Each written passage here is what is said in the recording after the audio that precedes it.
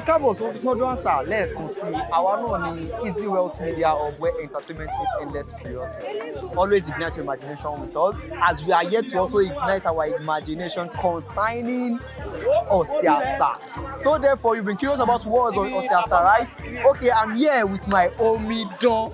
So as for Yosa students, we will present this live interview in our Yoruba dialect. So therefore, let's have it with our Omidon. Yeah, Ejo kí lorúkọ yín? Orúkọ mi ni Desire Oyewole. Okay, Desire Omidon. Desire ní ti ìlú ti University of Ilorin, right? Yosa student. Àbí ṣé mo gbà? Okay, ẹ ṣáyé sọ fún wa bí yín ṣe dùn tó fún ọ̀sẹ̀ àṣà yìí tí à ń ṣe lónìí yìí. Báwo tí wọ́n bá gẹ̀ẹ́sì nínú yín ṣẹ́ṣin yẹn máa kọsẹ̀ ní àbí ó kàn wọ́n máa fly the jet. Okay. Torí pé èmi náà ti ń ṣe fáwọn aṣáájú wa. So mo ti ń dúró di ọjọ́ òní. Pàtó ti ń sọ pé àní ṣe gbóhun tí fẹ́ máa sunkún pé a gbọ́dọ̀ ṣe kinní o. Bọ̀ lẹ́ni ìbáyìí, téèyàn bá gun ẹ̀sìn nínú ìwà.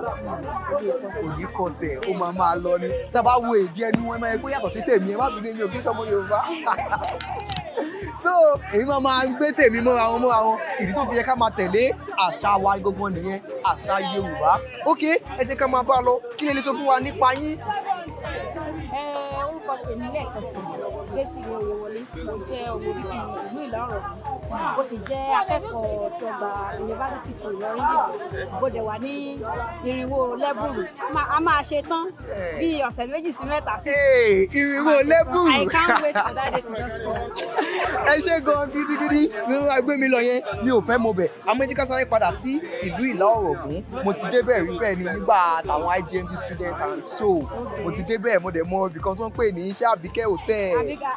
So gbogbo àwọn ọbẹ̀ yẹn, so mo ti dé gbogbo bẹ̀. Ok, báwo gbogbo lẹ ṣe jẹ́ ní ìlú Ìlá Ọ̀ràngún yẹn? Mo jẹ́ ọmọ bíbí ìlú Ìlá Ọ̀ràngún. Ìlá Ọ̀ràngún náà sì ni wọ́n fi orí mi sọlẹ̀ sí. Ìyá mi àti bàbá mi ọmọ Ìlá Ọ̀ràngún ni wọ́n.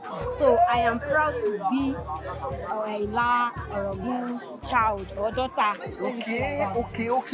Ẹ ṣe gan gẹ́gẹ́ bẹ́ẹ̀ ṣe sọ ẹ ní pé ní University of Ilorin yìí ó kù ọ̀sẹ̀ méjì fún yín láti fi gba ọ̀sẹ̀ méjì sọ́sẹ̀ mẹ́ta láti fi gba ìwé ẹ̀rí pé yes èmi gan ọmọ Yosa gangan ni mí. Gẹ́gẹ́ bí ọmọ Yorùbá mo fẹ́ kẹ́ bá mi fi àmì sí ohun kan ṣẹlẹ̀ táyé bá mi fi sí, ṣùgbọ́n nǹkan tó fẹ́ mi fàmì sí yẹn èdè tá a yálò ní àti èdè òyìnbó bọ́ sí èdè Gẹ̀ẹ́sì bọ́ sí èdè Yorùbá ni òun ló jẹ́ Easy Wealth Media Hub.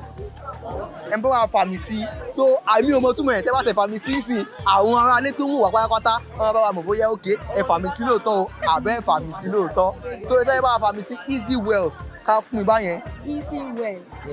Mimi Redo. Media. Mimi Hub. Redo. Ok, ẹ ṣé gan gidigidi gan Omidon mi ẹsẹ̀ ẹ̀dẹ̀ kú ọdún tí ò ní torí pé èèyàn kan lẹ́ni ọlọ́dún ẹ ti bá wọn ṣe òní wọn tún wá bá yín ṣe jẹ́ pé inú yín gan máa dùn yẹn. Ok, ẹ kú ọdún gidigidi ọdún tó ń bọ̀ náà àní fi ṣàwátì kẹwàá nílùú òyìnbó a máa pè ní wálé pé wá bá wa ṣe ọdún wa ti tọdún eléyìí tó ń bọ̀. Ẹ ṣé gan gidigidi pé ẹ ṣe pé ẹ fẹ́ tú kúlẹ̀kúlẹ̀ bẹ́ẹ̀ ṣe jẹ́ gangan fún wa. Mo ń wo time torí pé lórí ètò yìí àgbọ̀dọ̀ ju ìṣẹ́jú 5 lọ. Bóyá pé ẹ fẹ́ tú kúlẹ̀kúlẹ̀ bẹ́ẹ̀ ṣe jẹ́ gangan fún wa. Àwọn náà ò ní mẹ́nu lọ síbẹ̀ ṣùgbọ́n a máa sọ̀rọ̀ nípa ẹ̀ fún gbogbo wa lè máa padà rí. A máa invite wa sórí podcast wa. A máa ṣe live event ní every Sunday.